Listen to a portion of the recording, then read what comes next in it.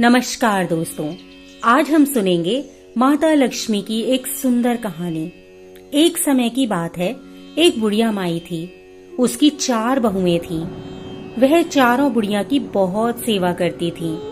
सबसे छोटी बहू लक्ष्मी माता की बहुत बड़ी भक्त थी। बाकी की तीनों बहुएं उससे ईर्ष्या करती थीं। बुढ़िया के पास 4 भैंसें भी थीं। समय बीतता गया। एक दिन सास ने तीर्थ यात्रा पर जाने का फैसला किया।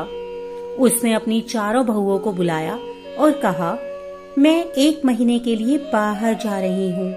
मेरे आने तक तुम लोग घी इकट्ठा करना। इससे तुम्हारे कौशल का पता चलेगा। जो सबसे अधिक घी बनाएगा वह सबसे चतुर और होशियार माना जाएगा। बुढ़िया ने चारों को एक एक भैंस दे दी और वहां से चली गई। चारों भैंस सब ने अपने अपने कमरे के बाहर बांध ली और काम पर लग गईं। तीनों ने सोचा कि सबसे छोटी वाली को कुछ आता जाता तो है नहीं, बस पूजा करती रहती है। हम तीनों ही विजेता होंगे। तीनों यह सोचकर बहुत खुश हो गईं। सबसे छोटी बहू सबसे पूछती रहती थी कि क्या करना है, घी कैसे बनाते हैं, परंतु कोई कुछ नहीं बताता। तो वह अपने हिस्से का दूध पीपल के पेड़ पर जाकर चढ़ा आई।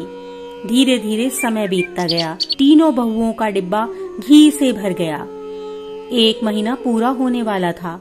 सबसे छोटी बहू रोती हुई लक्ष्मी माता के पास पहुंची और कहती है, माँ, मुझे तो घी बनाना ही नहीं आता। मैं क्या करूं? मेरी मदद कीजिए।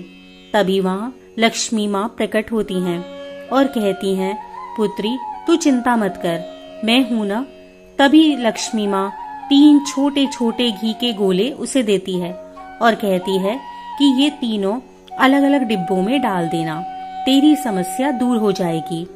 और फिर वह दिन आ ही गया जब सास वापस आ जाती है। सास के आते ही तीनों बड़ी बहुएं अपने घी का डिब्बा लेकर सास को दिखाती हैं। सास बहुत खुश हो जाती है।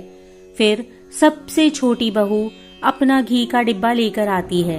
इतना घी देखकर तीनों बहुओं के पसीने छूट जाते हैं। वह बोलती है, तुझे तो घी ही बनाना नहीं आता था, तो तेरे पास इतना घी कहाँ से आया? जरूर तेरे पति बाहर से लाए होंगे। फिर छोटी बहू अपनी सास को सारी बात बता देती है। यह सुनकर सास को अपनी बहू पर बहुत गर्व होता है। तभी सास और चारों बहुएं मिलकर लक्ष्मी माता की पूजा करने लगती हैं और इस प्रकार लक्ष्मी माता ने अपनी भक्त की लाज रखी। तो दोस्तों, कैसी लगी आपको हमारी आज की कहानी?